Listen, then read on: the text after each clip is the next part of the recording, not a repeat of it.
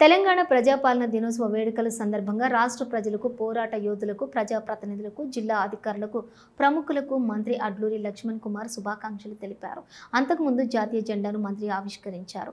ఈ సందర్భంగా మాట్లాడుతూ 1948 సెప్టెంబర్ 17న తెలంగాణ నిజాం పాలన నుంచి విముక్తి పొంది భారతదేశంలో విలీనమైన చారిత్రక దినాన్ని గుర్తు చేసుకుంటూ రాష్ట్ర ప్రభుత్వం ఆ రోజును ప్రజాపాలన దినోత్సవంగా ప్రకటించిందన్నారు.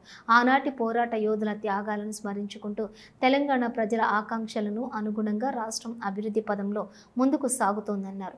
ఈ సందర్భంగా మన జిల్లాలో అమలవుతున్నటువంటి మహాలక్ష్మి, ఇందిరమ్మ, రైతు భరోసా, రైతు బీమా, ఇందిరమ్మ ఇండ్లు, గృహజ్యోతి, భూభారతి సంక్షేమ హాస్టల్స్, నూతన రేషన్ కార్డులు, మహాత్మా గాంధీ ఉపాధి హామీ, చేయిత పింఛన్, ఇందిరా మహిళా శక్తి, స్త్రీనిధి వంటి పథకాల ద్వారా ప్రజల జీవితాల్లో అర్థవంతమైన మార్పులు వస్తున్నాయన్నారు.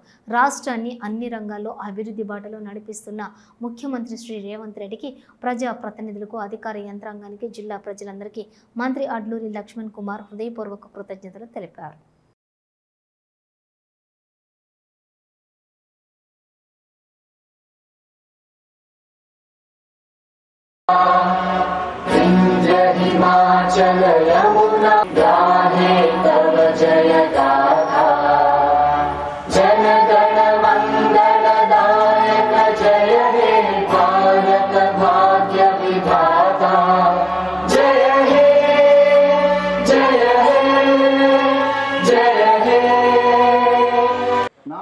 ప్రఖ్యాతిగాంచిన తెలంగాణ సాయుధ రైతాంగ పోరాటం నుండి నేడు మిలియన్ మార్చి వరకు ఉవ్వెత్తున చేసిన అనేక పోరాట చరిత్రలో ప్రసిద్ధిగాంచాయి.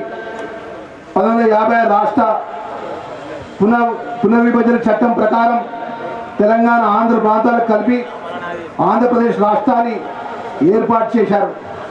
కానీ ఆంధ్ర వారి దోపిడీ విధానాలు, తెలంగాణ యాస భాషలను చిన్న చూపు చూడడం, ఆంధ్రప్రదేశ్ ఇరు ప్రాంతాల మధ్య భావ సమైక్యత చోటు చేసుకోలేదు. అందువల్ల ఏర్పాటైన దశాబ్ద కాలంలోనే తెలంగాణ రాష్ట్ర ఏర్పాటు కోసం ఉద్యమం ఎగిసిపడింది. ఆ సమైక్య రాష్ట్రంలో తెలంగాణ ప్రాంతం అన్ని రంగాల్లో దారుణమైన వివక్షకు గురైంది. ప్రజల్లో స్వరాష్ట్ర ఆకాంక్ష రోజు రోజుకు బలపడుతూ వచ్చింది. 1969 తొలిసారిగా ప్రత్యేక తెలంగాణ సాధన ఉద్యమంలో అందరూ ఉవ్వెత్తున పాల్గొనడం, కేంద్ర రాష్ట్ర ప్రభుత్వాల దృష్టికి తెలంగాణ రాష్ట్ర ఏర్పాటు ప్రాముఖ్యత తొలిసారిగా దృష్టికి వచ్చింది.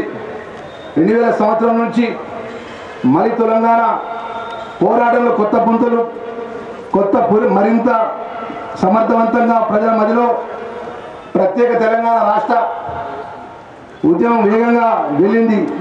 ఆచార్య కొత్తపల్లి జయశంకర్ గారు, జామలాపురం కేశవరావు గారు లాంటి మేధావులు తెలంగాణ ప్రజలకు జరుగుతున్న అన్యాయాలపై నిరంతరం తెలంగాణ ప్రజల చైతన్యం చేస్తూ తెలంగాణ భావజాలాన్ని ప్రజల్లో సజీవంగా ఉండేలా చేశారు.